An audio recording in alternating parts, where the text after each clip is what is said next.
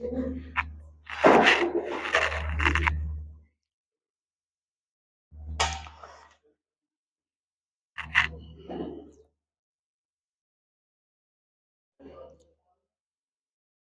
सभी विद्यार्थियों का स्वागत है महाराजा अग्रसेन एजुकेशन ग्रुप आगरा में। आज का अपना टॉपिक रहेगा आयुर्वेद परिचय एवं सिद्धांत में।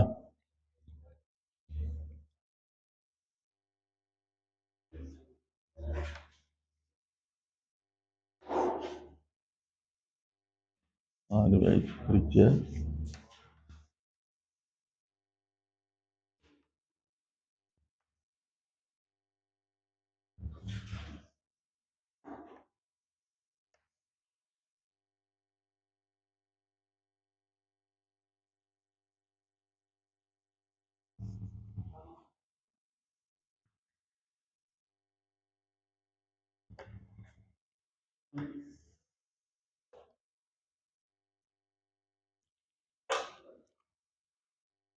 सप्त धातु विवेचन।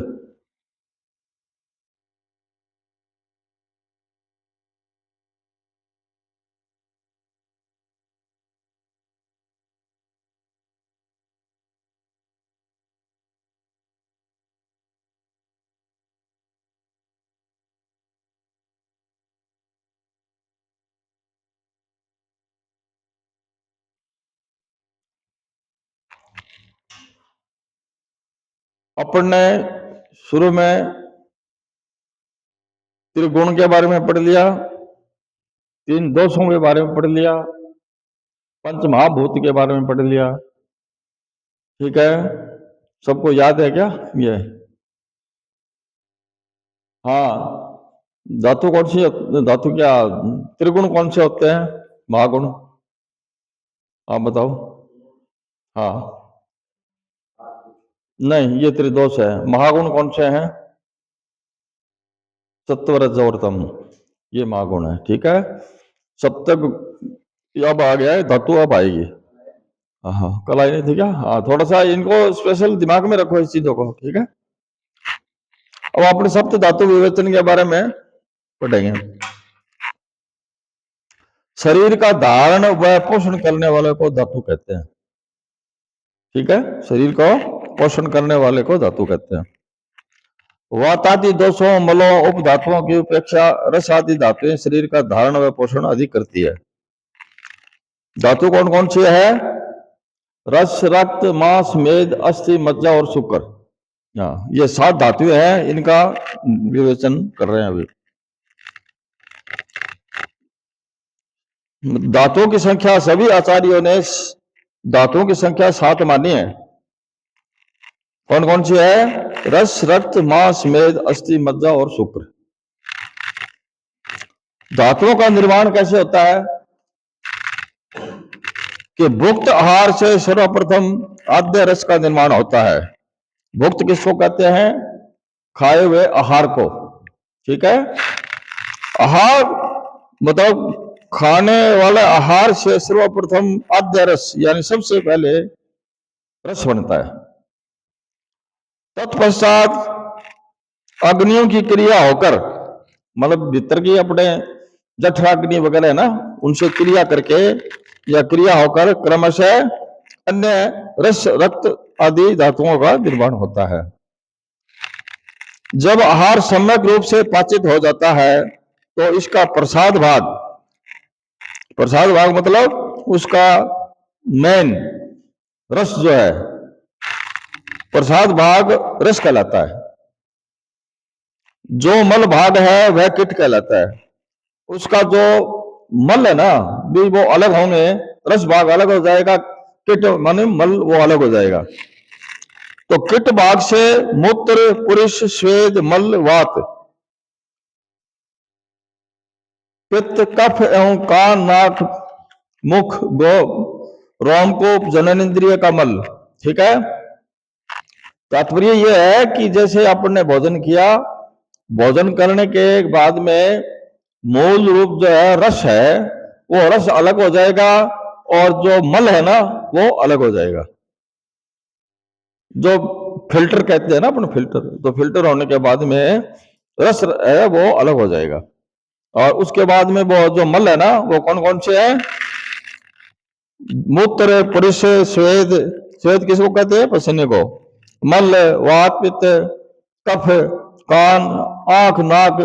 अब आंख का मेल के गीड होता है, जानते हैं अपन सब।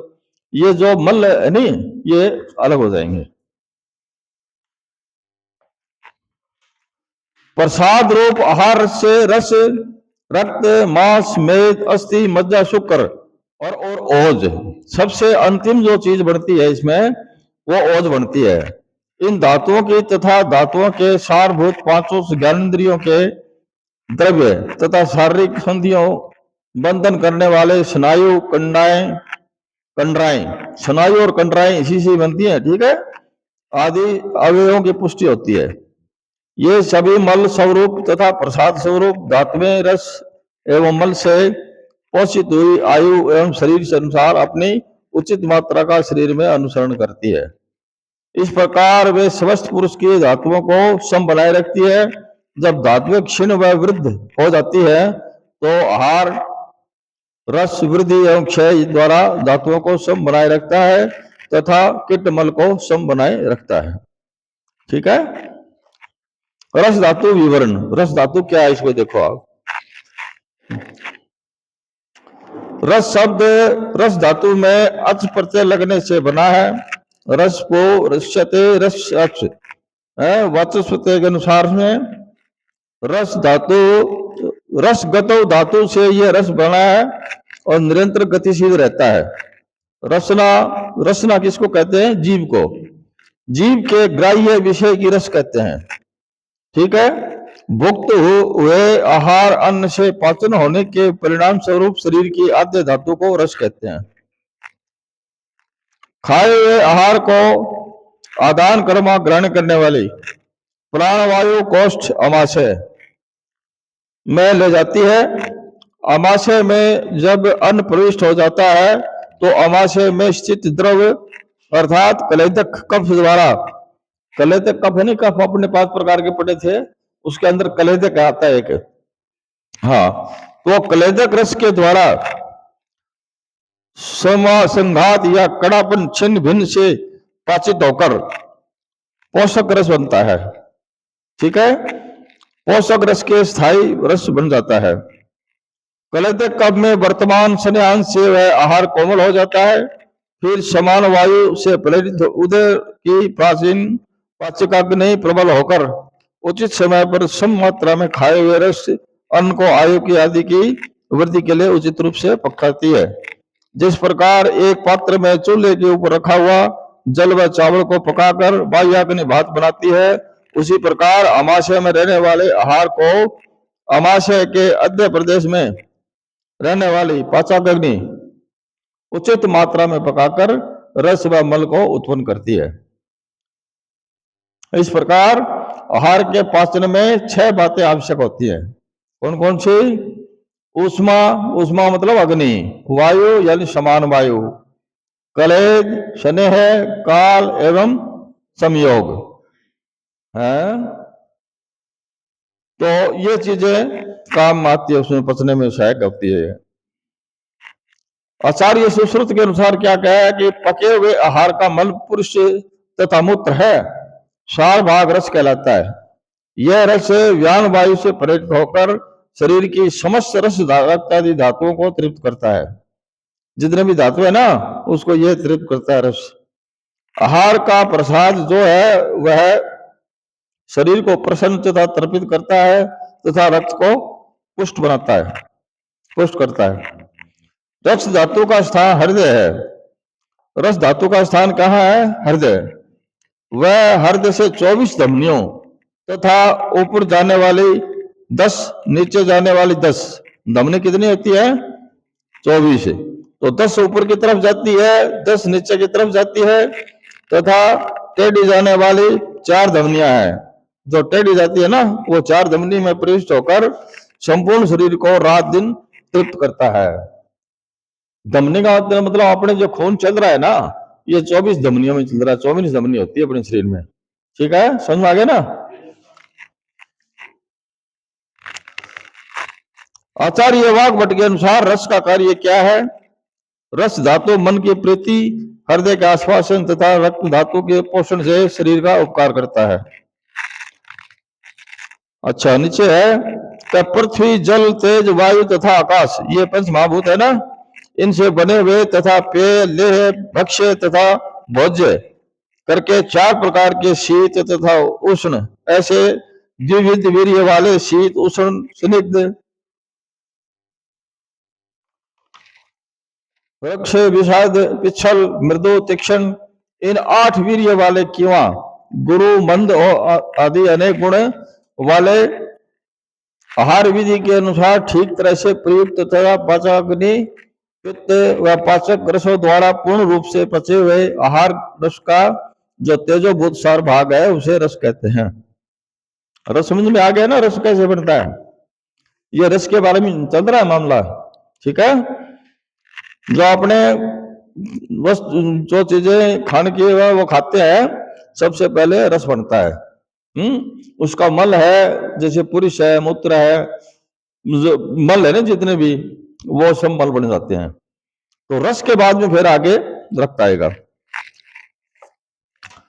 पाचन के पश्चात भुक्त आहार 2 भागों में बढ़ जाता है। सार भाग कीट होता है। आहार का सार भाग रस आदि धातु के अग्नि द्वारा परिपाक किया जाता है। रस के 2 भेद बताए गए हैं, स्थायी रस व पोषक रस। रक्त आदि धातुओं के समान शरीर का स्थिर अंश होने से उसे स्थिर अंश व स्थायी अंश कहा जाता है। जो आहार के पाचन के बाद उत्पन्न होता है, आहार के पाचन होने के पश्चात जो अन्न रस बनता है वह पोषक रस कहलाता है, ठीक है। धातु पोषण में 4 प्रकार के न्याय काम करते हैं। ये याद रखना, ये जो न्याय बताए ना, ये अंडरलाइन कर लेना कि भी किस तरह से ये अपनी धातुएं ये काम करती है शरीर में।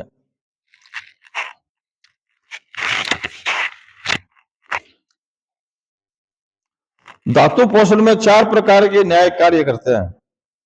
ये क्वेश्चन बनता है इसका, ये अंडरलाइन कर लेना आप। एक तो है केदारी कुल्य न्याय, दूसरा है कर्म परिणाम पक्ष या क्षीर दधि न्याय, तीसरा है खले कपोत न्याय, एक काल धातु पोषण क्रम। ये अपन पढ़ेंगे अब। रस स्वरूप भुक्त आहार के ठीक प्रकार से पाचन हो जाने पर उससे जो सार पदार्थ उत्पन्न होता है वही रस कहलाता है। यह रस द्रव श्वेत वर्ण, शीतल, स्वादयुक्त, स्नेहयुक्त तथा चलनशील होता है। इसका रस कैसा होता है? श्वेत वर्ण का। रस धातु के गुण आचार्य सुश्रुत के अनुसार से वह द्रव्य के समान गतिशील होने के कारण तथा शरीर को स्नेहन, जीवन, तर्पण धारण किए रहने से सौम्य कहलाता है। आचार्य भाव मिश्र क्या कहता है कि उचित रूप से धातुओं को इधर उधर करने वाली ज्ञान वायु रस धातु को एक साथ ही संपूर्ण शरीर में पहुंचाया करती है। ये वायु का कार्य है। अपन ने पढ़ा था ना वात पित्त कफ, तो उसके अंदर वायु जो है ना, वात वह पूरे शरीर में पहुंचाती है रस को। जब वायु रस को एक स्थान से दूसरे स्थान पर भेजती है, उसमें रस वायु स्रोत में जहां कहीं विकृति होती है वहीं पर रस रुक जाता है। जहां कहीं विकृति हो जाती है ना, वो रस वहां रुक जाता है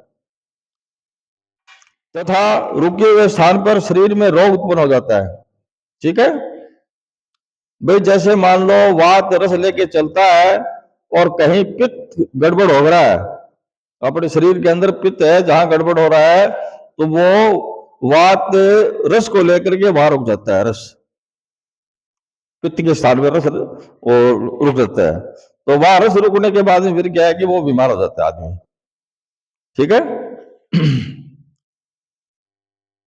जिस प्रकार आकाश में गमन करते हुए दोष जिस स्थान पर रुकते हैं उसी स्थान पर जल बरसाते हैं। अब देखो ये उदाहरण दिया है इन्हें, जिस प्रकार आकाश में गमन करते हुए दोष जिस स्थान पर रुकते हैं उसी स्थान पर जल बरसते हैं। बादल के बारे में बताया गया है भाई, बादल जो जरा है वो हवा के द्वारा इधर जहां रुक जाते हैं वहां बारिश होती है। उसी हिसाब से ये उदाहरण बताया है। उसी प्रकार शरीर में भ्रमण करते हुए दोष जिस स्थान पर प्रकोपित होते हैं वहीं रुक जाते हैं, ये बात है। उसी स्थान पर रोग है वो उत्पन्न करते हैं। रस जो है विकृत स्थान जहां है वहां जाकर के वो रुक जाता है, वो वहां मतलब विकृत कर देता है उस जगह को। रस वह स्रोत दो है, उनके मूल हृदय तथा रसवाहिनी धमनियां है। अब रस सबसे पहले बन करके कहां जाएगा? मूल हृदय है, रसवाहिनियां धमनियां है। रसवाही स्रोतों का मूल हृदय व 10 धमनियां है। अब धमनियां कितनी बताई अपन ने? 24। 10 कौन सी है? ऊपर, 10 नीचे और 4 बराबर में। हाँ, ये 24 धमनियां है। रस प्रदोष विकार, रस धातु को जब वात आदि दोष दूषित करते हैं तो रसज रोग उत्पन्न हो जाते हैं, उन्हें रस प्रदोष विकार कहते हैं। भोजन में श्रद्धा का न होना, अब जैसे अपन भोजन करते हैं उसमें अपना मन में नहीं हो जाए यार किसो खानो है, तो मन का मतलब जिया वैध हो जाना है, अरुचि हो जाना। भोजन में श्रद्धा का होना, भोजन में अरुचि, मुख में सूर्यता होना, रसों का ज्ञान जीवा से न होना, जीव मचलाना, शरीर में गुरुत्व का होना, तंद्रा, अंगमर्द, ज्वर, नेत्र के सामने अंधकार सा दिखाई पड़ना, पांडु रोग, स्रोतों का अवरोध हो जाना, नपुंसकता, शरीर में स्थिरता होना, अंगों में कृष्णता होना, अग्नि का नाश होना, बिना अवस्था के ही शरीर में झुर्रियां तथा बालों का पक जाना, ये सभी रोग दूषित रस से होते हैं। अब रस दूषित हो जाते हैं ना तो ये रोग हो जाते हैं इसमें। अच्छा, रस प्रदोष विकार, अश्रद्धा तम, अरुचि से ज्वर, मुख वैरस्य, पांडुता, अरस्यता, श्रोत्र क्रोध, हरलास, कलेब्य, ये मतलब रस दोष प्रदोष हो जाते हैं ना। रस गुरुता, अंगसाद, तंद्रा, कृष्णता, अंगमर्द, अग्निमांद, वलित और पलित।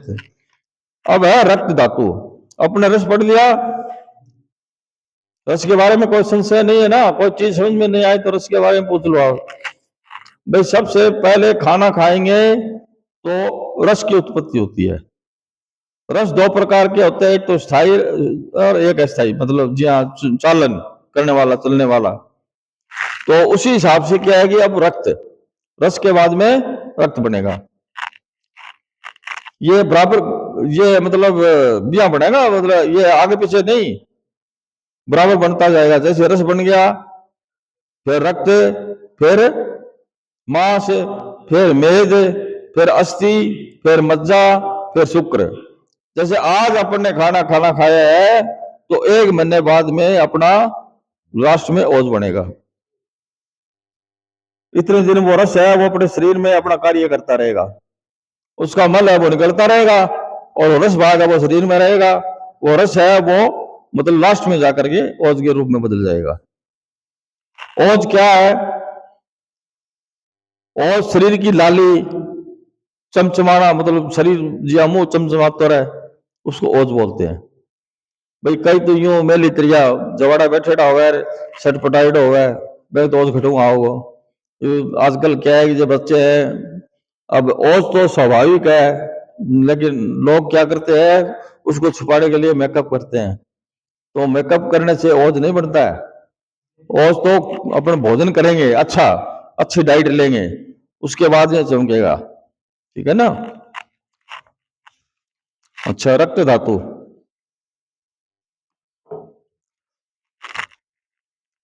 रक्त धातु में कतः प्रत्यय लगने से रक्त शब्द बनता है, जो शरीर को रंजित करने उसे रक्त कहते हैं, ठीक है। रंजते अंग मन निरीति, अमरकोश में रक्त से रुधिर, अश्रिक, लोहित, अम्र, रक्त, क्षतज, शोणित पर्याय के दिए गए हैं। ये पर्याय है, ये तो पर्याय थोड़ा सा देख लिया करो, ठीक है नहीं। जैसे कहीं शोणित आ गया, कहीं एसरिक आ गया, कहीं लोहित आ गया, कहीं अम्र आ गया, कहीं रक्त आ गया, कहीं क्षतज आ गया। तो इस बुक में क्या है कि ये शब्द आते रहते हैं। तो हाँ, ये जरूर याद रखना पर्यायवाची। सभी मनुष्यों में जो आहार रस का प्रसाद भाग कहा जाता है, वह पित्त की उष्मा से रंग जाने पर रक्त के रूप में परिणित हो जाता है। और पित्त क्या काम करेगा? उसको रंजने का काम करेगा। रंजने का मतलब होता है रंग देना। ठीक है, रस को रंग कौन देता है? पित्त। रस धातु से रक्त धातु की उत्पत्ति होती है। ठीक है, आचार्य सुश्रुत के अनुसार जब रस धातु यकृत या प्लिया में जाता है तो वहां उससे रक्त का निर्माण होता है। रक्त का निर्माण कहाँ होता है? लीवर में और प्लीहा में, स्प्लेन में। ठीक है, देहधारियों के शरीर में स्थित प्रसन्न शुद्ध तेज रंजक पित्त ये रंजित तथा अव्यापन अधिकृत जो आहार पाचन के प्रसाद रूपी जलीय है द्रव है, वह रस कहा जाता है। आचार्य वाग्भट के अनुसार क्या कहा गया है कि अमाशय में स्थित रंजक पित्त, अब पित्त अपने 5 प्रकार के बताए गए ना, उसमें रंजक पित्त आता है तो वो रंगने का काम करता है। कौन? मतलब रस को रंजक पित्त है वो बनाएगा। ठीक है, रंजित कर देता है जिससे रक्त की उत्पत्ति हो जाती है। रक्त की उत्पत्ति के क्रम को इस प्रकार अपन स्पष्ट कर सकते हैं। जैसे ये चार्ट दिया हुआ है, इस चार्ट में देखो कि सबसे पहले आहार, आहार के बाद में पाचक अग्नि, जठ अग्नि में जाती है ना अपने, उसके बाद में क्या बनेगा? प्रसाद भाग और पित्त भाग। प्रसाद भाग क्या होता है? आहार रस, जो शुद्ध रस जो है वो। ठीक है, और किट भाग में मलमूत्र। उसके बाद में फिर आहार रस बढ़ने के बाद में फिर क्या बनेगा? रस सदृश अंश, रक्त सदृश अंश, दोनों में ये मतलब रस सदृश अंश बनेगा। फिर उसके बाद में प्रसाद भाग, रस का ही बनेगा ये। फिर किट भाग, और फिर धातु, और फिर उपधातु। ये आहार करने के बाद में चार्ट बनाया गया है।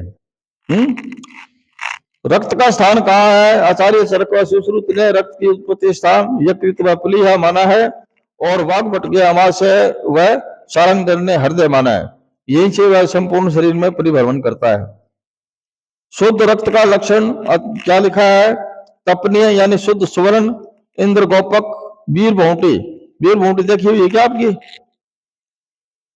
वीर बहुटी बरसात के दिनों में आप गए रानी माँ, बूढ़ी माई, हाँ लाल लाल होती है बरसात के दिनों में, वो मतलब निकलती है ज्यादातर, उसको वीर बहुटी बोलते हैं। ठीक है, उसका रंग कैसा होता है? लाल। तो लाल रक्त, रक्त की परिभाषा दी है कि वे तपनीय शुद्ध स्वर्ण इंद्र गोपक, इंद्र गोप कहते हैं उसको, वीर बहुटी के कांति के समान तथा लाल कमल पलक तक महावर के समान गुंजाफल वर्ण के समान रक्त शुद्ध रक्त कहलाता है। ठीक है, इंद्र गोपक या वीर बहुटी याद रखियो। वीर बहुटी क्या है? हृदय की देख ली है, बरसात के दिनों में निकलती है, अपन इधर उधर जाते हैं, छोटी छोटी होती है वीर बहुटी। हाँ, वो जो खेतों में निकलती है, अपन बाहर खेतों में जाते हैं जब देखते हैं उसको।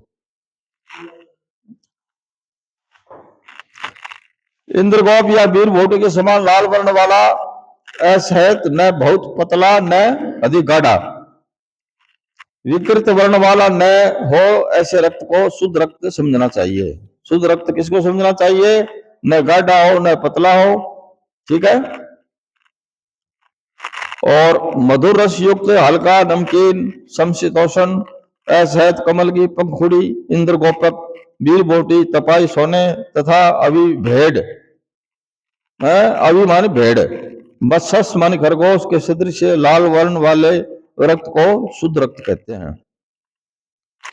जिन व्यक्तियों के शरीर का वर्ण या रूप प्रसन्न या स्वच्छ हो, इंद्रियां स्वस्थ हो, इंद्रियां अपने शब्द आदि विषय को उचित रूप से ग्रहण करने वाले हों, अग्नि द्वारा पाचन कर्म ठीक प्रकार से हुआ हो, अर्थात उसकी पाचन क्रिया में किसी प्रकार का अवरोध न हो, शरीर आरोग्य युक्त हो, सुख पुष्टि बल से युक्त पुरुष को विशुद्ध रक्त जानना चाहिए। अब आगे क्या लिखा है इनमें, रक्त का पंच भौतिक स्वरूप। आचार्य सुश्रुत के अनुसार से विश्रता यानी आम, कंदिता, द्रव्यता, राग, लालिमा, स्पंदन, गति, लघुता के गुण के पृथ्वी आदि महाभूतों के रक्त में उपस्थित रहते हैं।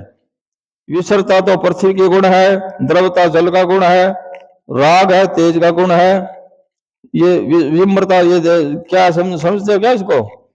विश्रता, विश्रता मतलब भारीपन, ये पृथ्वी के गुण है। द्रवता माने लिक्विड, ये जल का गुण है। राग का मतलब रंजित, अपना रंजित पीते है ना, रंग देता है खून को, वो तेज का गुण है। स्पंदन वायु का गुण है। और लघुता है आकाश का गुण है, जो हल्कापन है वो आकाश का गुण है। तो इसके अंदर पंच महाभूत भी आएंगे, त्रिदोष भी आएंगे, त्रिगुण भी आएंगे, सब चीज आएगी इसमें।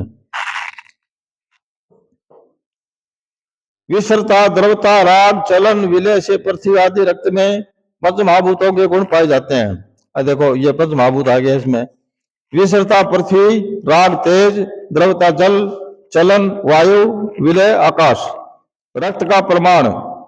अब ये आ गया ना पंच महाभूत का भी इसमें आ गया। हाँ, अब रक्त का प्रमाण आचार्य ने क्या कहा है, चरक ने, कि 8 अंजलि बताया गया है। 8 अंजलि किसको कहते हैं? अंजलि किसको कहते हैं? अंजलि इसको कहेंगे अंजलि, ये धोबा बोलते हैं ना, धोबा बिना अंजलि बोला है, समझ गया? तो 8 धोबा अंजलि बताया है, ठीक है नहीं?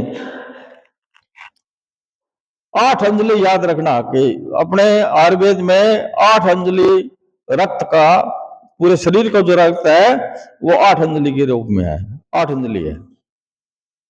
हाँ, विधि पूर्वक निर्मित विशुद्ध रक्त प्राणियों को बल, वर्ण, सुख तथा उत्तम आयु से करता है। प्राणियों का प्राण रक्त का ही अनुसरण करता है। शरीर का रक्त ही प्रधान पोषक है तथा रक्त से ही शरीर धारित होता है। इसलिए यत्न पूर्वक रक्त की रक्षा करनी चाहिए, क्योंकि वास्तव में रक्त ही जीव है। रक्त मतलब सबसे इंपॉर्टेंट चीज, मतलब ये है, द्रव्य है।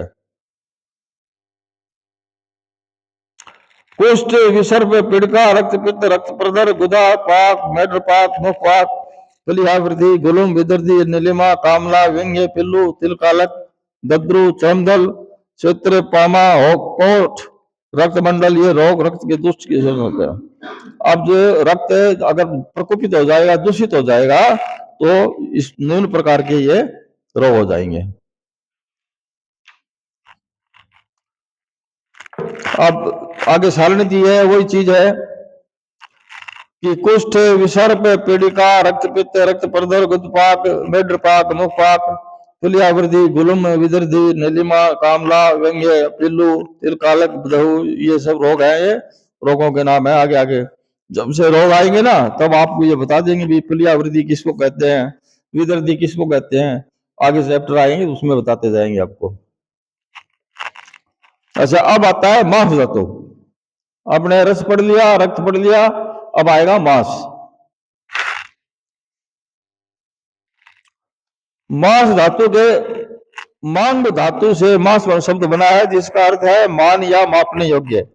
पिशितम, तरसम, पल्लम, कबलम, पलल, अभिषम आदि मांस से पर्याय हैं। ये संस्कृत के शब्द है सब। मांस धातु की उत्पत्ति आचार्य चरक के अनुसार है, क्या किया है कि वायु, जल तथा अग्नि की उष्मा से संयुक्त तथा अपनी अग्नि से पक्व हुआ रक्त स्थिर बन जाता है, इसलिए इसे मांस कहते हैं। मांस किसे कहते हैं? वायु, जल, अग्नि, उष्मा के संयुक्त तथा अपनी अग्नि के पक्व हुआ रक्त स्थिर बन जाता है। रक्त है ना वो स्थिर एक जगह रह जाता है ना, उसके बाद में मांस बन जाता है वो। रक्त धातु से मांस धातु की उत्पत्ति आचार्य सुश्रुत के अनुसार रस ही जब रक्त स्थान में पहुंचता है तब रक्त नाम से, तथा जब इसके बाद मांस आदि के स्थानों में पहुंचता है तो मांस आदि नाम से जाना जाता है। अर्थात रक्त से ही मांस धातु की उत्पत्ति होती है। रक्त से रक्त बना और रक्त से ही मांस धातु की उत्पत्ति होती है। ये कर्मबाज याद रखना आप। हाँ, रस रक्त मांस मेद अस्थि मज्जा शुक्र, ये कर्म से ही बनेगा। शिरा स्नायु अस्थि परव संधियों ये सभी पेशियों से आच्छादित होती है, इसी कारण ये दृढ़ होती है। मांसोत्पत्ति कर्म को इस प्रकार अपन व्यक्त कर सकते हैं। आहार जठराग्नि से ये मतलब आपका हो गया पाचन, और प्रसाद भाग आहारस, और किट भाग मूत्र पुरुष हो गया। फिर रस सदृशन से, रक्त सदृशन से और मांस सदृशन से, मतलब ये जो है ना आगे तीसरा अंश बन गया इसमें चार्ट में। रक्त के बाद में, रक्त के बाद में फिर क्या प्रसाद भाग रहेगा, फिर किट भाग, और प्रसाद भाग से फिर धातु और उपधातु, फिर धातुएं बनेंगी। ये मांस धातु बन गई है अब।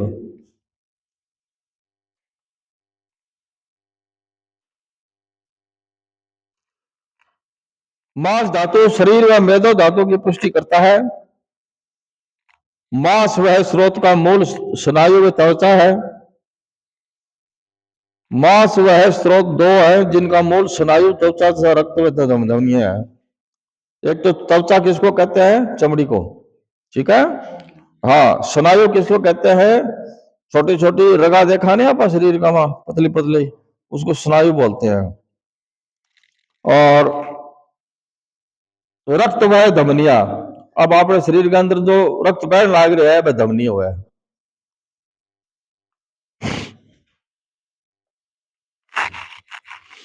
आचार्य डलन के अनुसार मांस के अवयव के संघात का परस्पर विभक्त होना ही पेशी कहलाता है। आचार्य भाव मिश्र के अनुसार वायु अपने प्रयोजन के अनुसार उस मांस से युक्त होकर स्रोतों शिराओं को विदीर्ण करता हुआ मांस से अंदर प्रवेश कर उसे पेशी के रूप में व्यक्त कर देता है। आचार्य सुश्रुत के अनुसार बीच बीच में संधियां, अस्थियां, शिराएं, स्नायु इनको ढकने के कारण पेशियों में बहता बहुलता या चौड़ापन, पेलत्व, अलपता, स्थूल मोटापन, छोटापन, विस्तीर्ण, गोलाई, छोटा होना, बड़ा होना, स्थिरत्व, मृदुत्व, सलक्षणत्व, चिकनापन, कर्कशत्व, मान खुरदरापन, ये सब भाव स्वभाव से ही होते हैं। आचार्य सर्ग के अनुसार पेशियों की संख्या 450 है। अब ये पेशी है ना, पेशी संख्या कितनी है, 400, अंडरलाइन कर लो। ये धमनियां अंडरलाइन कर ली होगी, अपने धमनियां जो है वो 24 बताई है ना, वो अंडरलाइन कर लेना। और अब इसके अंदर ये आएगा ना, ये पेशी, पेशी किसको कहते हैं, ये जो मांस के लोथड़े है ना अपने शरीर के अंदर मोटा मोटा दिखाई देता है, इसको मांस बोलते हैं, पेशी बोलते हैं इसको। ये पेशी शरीर के अंदर 400 होते हैं, ठीक है। पेशियों की संख्या 400 है। आचार्य सुश्रुत के अनुसार पेशियों की संख्या 500 बताई है। ये अलग अलग अपने आचार्य है ना, वो अलग अलग बताई है, लेकिन ज्यादातर अपने चरक के सुश्रुत के हिसाब से चलते हैं अपने। पेशियां 500 होती है, इसमें सुश्रुत है ना उसने 500 बताई है। ये दोनों याद रखना, प्रश्न आ जाए तो उसके अंदर लिखना कि अभी चरक के अनुसार 400 बताई गई है और आचार्य सुश्रुत के अनुसार 500 बताई गई है। हाँ, प्रत्येक अंगुलियों में 3-3, इस प्रकार 5 अंगुलियों में 15। अब ये क्या है, पेशिया, पेशी। अब पेशी का मतलब बताया गया है कि कहाँ कहाँ है ये पेशी। तो 3-3 प्रकार के 5 अंगुलियां में देख, बीच बीच में ये है नहीं है पेरवा, अब मांस है जो, ये पेरवा है नहीं अपने बीच बीच में, देखो ये बीच बीच में ये पेरवा है। ये 3-3 इस प्रकार से 5 अंगुलियों में 15 हो गई। और परपद में 10, पैरों के अंदर है ना परपद, उसके में 10 है, 5 एक में 5 एक में। पैर के ऊपर कुर्च में सटी हुई 10। अब मान ले पैर के ऊपर पास टकना टाकना को नहीं हो गया अपना, आंग अंदर 10 हो गया।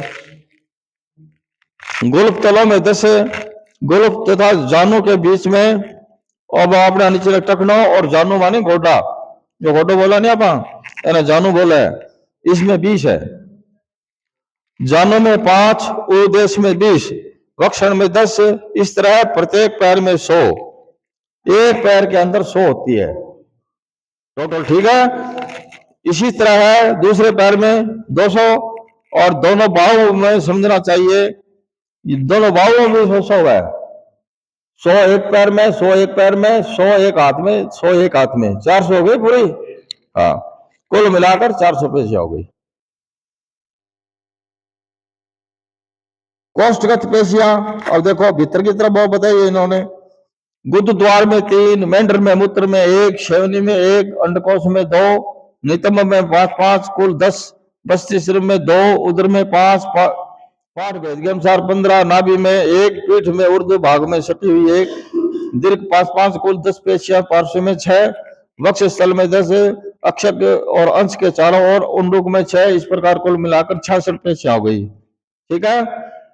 ग्रीवा में 4, हनुओं में 8, काकलिका में गले में 1, तालु में 2, जीवा में 1, ओष्ठ में 2, नलिका में 2, आंखों में 2, गंड में 4, कानों में 2, ललाट में 4, सिर में 1, इस प्रकार 34 पेशियां हो गई।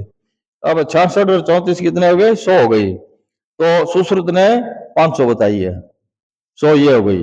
400 तो चरक ने बता दी और 500 बताई है सुश्रुत ने। तो अपन ज्यादातर कौन से को मानेंगे? सुश्रुत को मानेंगे, 500 पेशियां।